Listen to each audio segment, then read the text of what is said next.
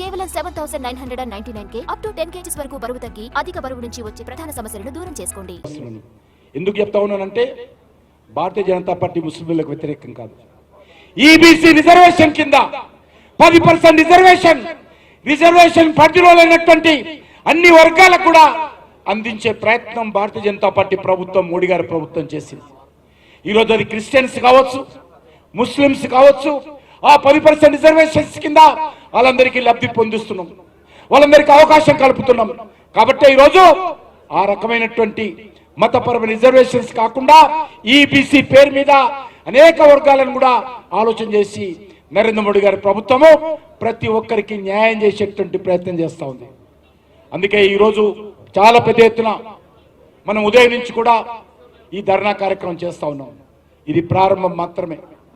రానున్న రోజుల్లో ఈ ఉద్యమాన్ని మరింత ముందుకు తీసుకెళ్లాల్సిన అవసరం ఉంది. ఇచ్చినటువంటి హామీ ప్రకారము కాంగ్రెస్ పార్టీ బాధ్యత ఈరోజు 42% రిజర్వేషన్ అమలు చేయాలని మనసులో లేదు. ఏదో ఈరోజు బట్ట కాల్చి మొక్క మీద వేసినట్టు కంటి తుడుపు చర్యగా భారతీయ జనతా పార్టీని విమర్శించేటువంటి ప్రయత్నం చేస్తా ఉన్నారు. ఢిల్లీలో చూస్తే ఉదయం లేస్తే సాయంకాలం వరకు రాహుల్ గాంధీ మరి తెలంగాణ గురించి మాట్లాడతాడు. తెలంగాణ పెద్ద ఆదర్శం అని మాట్లాడుతూ ఉన్నాడు. ఏం ఆదర్శం అని అడుగుతా ఉన్నాను.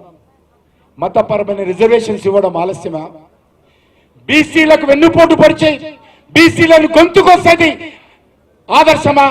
ఈరోజు రాహుల్ గాంధీ చెప్పాలి. ఈ రాష్ట్రంలో మీరు బీసీలను గొంతుకొల్చేటువంటి ప్రయత్నం చేస్తూ ఉన్నారు, అన్యాయం చేసేటువంటి ప్రయత్నం చేస్తున్నారు, రిజర్వేషన్ తగ్గించేటువంటి ప్రయత్నం చేస్తూ ఉన్నారు. మీరు దేశంకే ఈరోజు రేవంత్ రెడ్డి ఆదర్శం, దేశానికే కాంగ్రెస్ పార్టీ ఆదర్శం అని రాహుల్ గాంధీ పదే మాట్లాడుతున్నాడు, మభ్యపెట్టే విధంగా ప్రయత్నం చేస్తున్నాడు. కాబట్టి ఖచ్చితంగా రానున్న రోజుల్లో భారతీయ జనతా పార్టీ కార్యకర్తలుగా ఈ రాష్ట్రంలో ఉన్నటువంటి బీసీ సామాజిక వర్గాలన్నీ కూడా అర్థం చేసుకోవాల్సిన అవసరం ఉంది. ఏదైతే రాహుల్ గాంధీ, రేవంత్ రెడ్డి ఇద్దరు కలిసి బీసీలకు వ్యతిరేకంగా తెలంగాణలో, దేశంలో కుట్ర చేస్తా ఉన్నారు, ఆ కుట్రను అర్థం చేసుకోవాల్సిన అవసరం ఉంది.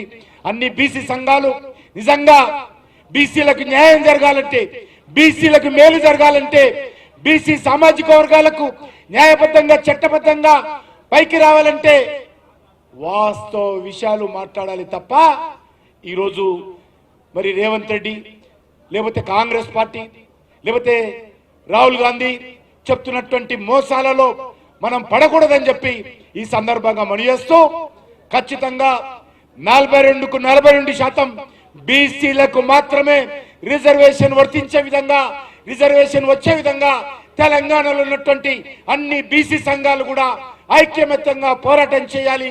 దానికి భారతీయ జనతా పార్టీ పూర్తి అండగా ఉంటుంది. వాళ్ళకు అన్ని రకాలుగా ఈ యొక్క ఉద్యమంలో ముందుండి పోరాటం చేస్తామని చెప్పి ఈ సందర్భంగా మనయేస్తూ సెలవు తీసుకుంటున్నాను.